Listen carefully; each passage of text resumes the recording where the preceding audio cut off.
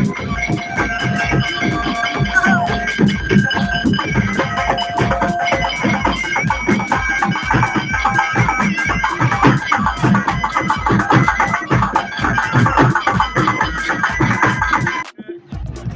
में नील लगाएं और आत्मा शुद्ध करें।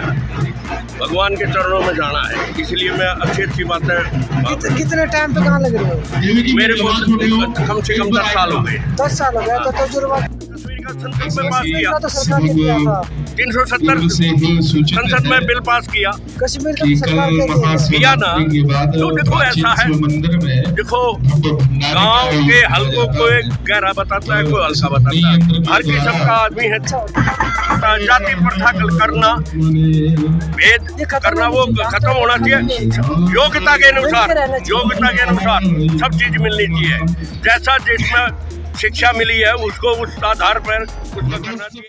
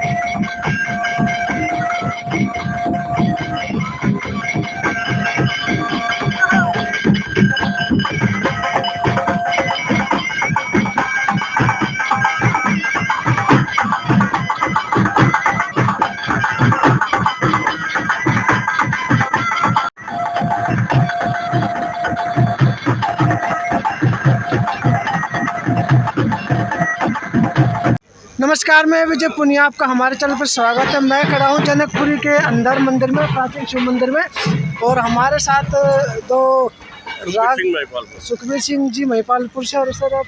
मेरा राजेश। ये इन्होंने बहुत ही बढ़िया रागनी गाई, सुनकर ना बिल्कुल अच्छा भोले का भजन बहुत बढ़िया गाया, मन खुश हो गया सुन के। थोड़ा बताओ, सब परिचय दीजिए, कहाँ से आए हो और कितने समय से आप भजन गाते? आदर के योग अतिथियों, नंगली गांव में आए हुए सभी अतिथियों का मेरी तरफ से हार्दिक धन्यवाद है। हमारे को नंगली गांव ने भोले शंकर की तिथि के ऊपर बुलाया गया है। यहाँ भंडारा और भजन कीर्तन होते हैं, तो हमारे को भी बोला गया।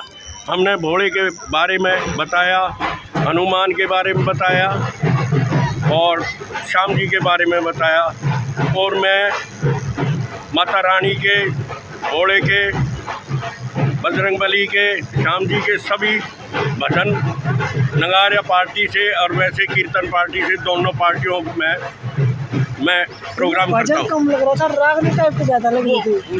तरज में लिया, नगारे की तरज में लिया अच्छा, गया नगारे की था, तरज में। क्योंकि अगर वैसे गाता तो वो कीर्तन रूप में आ जाता, बैठ के गाते थे। फिर लोग ध्यान भी नहीं देते थे। हाँ, तो ये रसिया के तौर पे बनाया गया, इस भजन को रसिया का रूप दे दिया मैंने।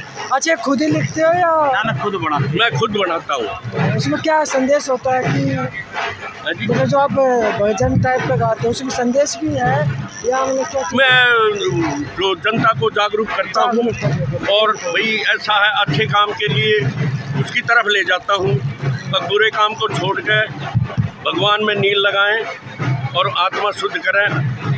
भगवान के चरणों में जाना है, इसलिए मैं अच्छी बातें। कितने टाइम पे कहाँ लग रहे हो? मेरे को कम से कम 10 साल हो गए। 10 साल हो गया, तो तजुर्बा अच्छा हो गया मतलब क्या? हाँ, ऐसे हाँ। क्या करते हो आप? मैं गवर्नमेंट सर्वेंट था गृह मंत्रालय के अंदर, अब मैं रिटायर आ चुका हूँ। हाँ, तो आजकल जो देश में हालात चल रहे हैं उसके बारे में कुछ बताओगे आप? क्योंकि आपको तजुर्बा भी एक तरह से बताओ बोलोगे। किसके बारे में कुछ। जैसे आजकल ये यूजीसी को लेकर भी मुद्दा चल रहा है और मोदी जी को भी जनता घेरने लग रही है, एप्स्टीन फाइल में लेके राहुल गांधी भी, बहुत सारे मतलब मुद्दे हैं। देखो जी, ये ऐसा देश जो है गड़बड़ा क्या?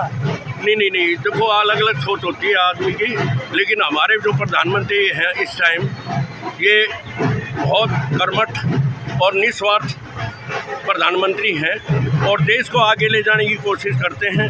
लेकिन कुछ आदमी ऐसे होते हैं जो लोग अपनी सत्ता मारने के लिए ऑब्जेक्शन करते हैं, हाँ। आरोप लगाते हैं। क्योंकि देश को, हमारे देश में पहले अमेरिका में जाने के लिए भी मना करते थे, मोदी जी गए उसको मना कर दिया था। नहीं, ऐसी बात नहीं, पहले भी गए नहीं। नहीं, यहाँ गए हैं, लेकिन हमारा इतना ऊंचा दर्जा नहीं था, समझ गया। वो एक भजन है, मोदी भारत माँ का नाल बाज रहा है दुनिया में डंका। देखो, इसने अपनी देश का डंका बजना भी चाहिए। हाँ, देश की वो तरक्की करी है, देश का नाम किया है मोदी जी ने। आगे समझ, जैसे कश्मीर का मसला था वो इसने हल करा, राम मंदिर का मसला था वो इसने हल करा। सरकार तो और भी आई है, चाहे किसी ने कुछ करे। राम मंदिर का तो कोर्ट ने किया था। नहीं, कोर्ट ने किया था भाई, इतना वो भी तो पहले भी तो कोर्ट था, कोर्ट का काम पहले भी तो कोर्ट था, वो तो चल रहा था ना, तो चल रहा था। वो जिसका वो जिस टाइम में फैसला आएगा उसी को तो बोला जाएगा, पब्लिक को उसको उसी को मानेगी।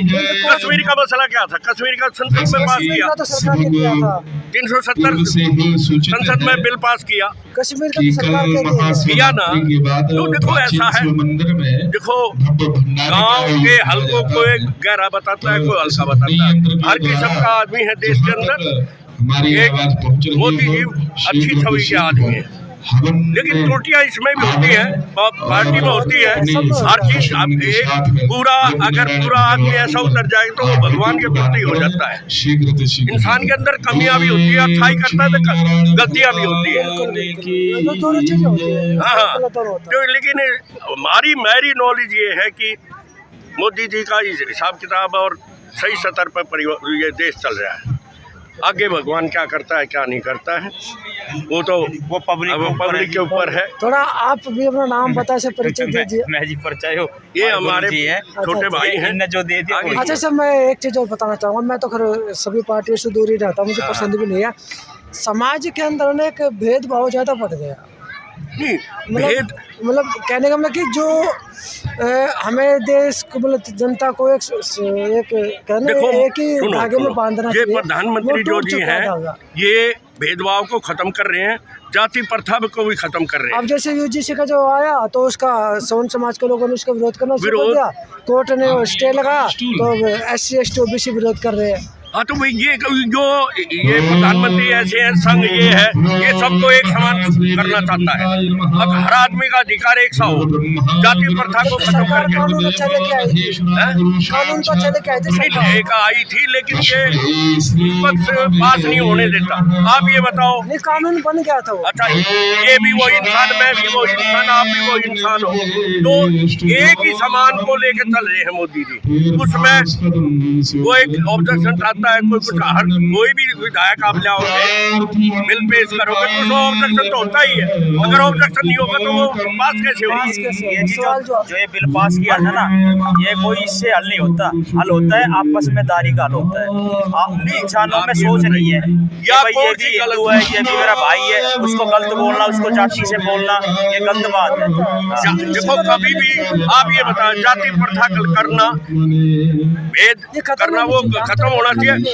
योग्यता के अनुसार सब चीज मिलनी चाहिए। जैसा जिसमें शिक्षा मिली है उसको उस आधार पर उसका करना चाहिए। एक समान सभी देश के वासी सबको बराबर हक है और सब ने एक समान मोदी जी लेकर चल रहे हैं। जो भी ऊंची जाति का है, नीची जाति का है, सब आपस में मिलकर रहना चाहिए, मिलकर चलना भी कोई चाहिए। बड़ा आदमी है, सरकारी नौकरी लग रहा है तो छोटे इंसान को उसने है ना हेल्प देनी चाहिए कि भाई मैं छोटे आदमी को कोशिश पीछते करूंगा हैं कि भाई नौकरी लगाऊंगा, कुछ पढ़ो। लोग ऐसे हो जाते हैं जो सारा माहौल खराब कर देते हैं। माहौल भी खराब करते हैं, उनकी सोच खत्म है। उनके पास उनकी पैसा आने के नेतागिरी बाद तभी तो चलेगी वे लोग नेतागिरी। सोचते हैं कि हम हमारे अरे से बड़ा ये नहीं तो हो है। सुनो जी, अंग्रेज बता गए थे फूट डालो राज करो। तो अगर नेता ये पब्लिक के अंदर फूट नहीं डालेंगे तो इनका राज कैसे मिलेगा? हाँ, कैसे इनको राज मिलेगा, कैसे इनकी सत्ता चलेगी? तो फूट डालना तो पब्लिक के अंदर इनका पहला कर्तव्य है। बिल्कुल आगे सही, आपने सही बात बताई। धन्यवाद जी। Okay sir. तो ये थे महिपालपुर से आए हुए बहुत